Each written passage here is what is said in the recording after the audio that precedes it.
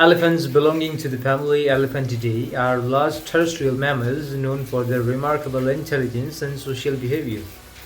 They are characterized by the long trunk, tusks, and large ears. Elephants are herbivores, primarily feeding on grasses, leaves, and fruits. They play a crucial role in shaping their ecosystems as seed dispersers and vegetation modifiers. The evaluation and identification of potential hazards in the workplace is a crucial process known as hazard assessment. This systematic examination involves a comprehensive analysis of work environments, equipment, and processes to determine potential sources of harm to workers. Hazard assessment is a fundamental component of occupational health and safety programs, and it is a legal requirement in many jurisdictions. Spanish is known for its phonetic pronunciation with consistent spelling and pronunciation rules.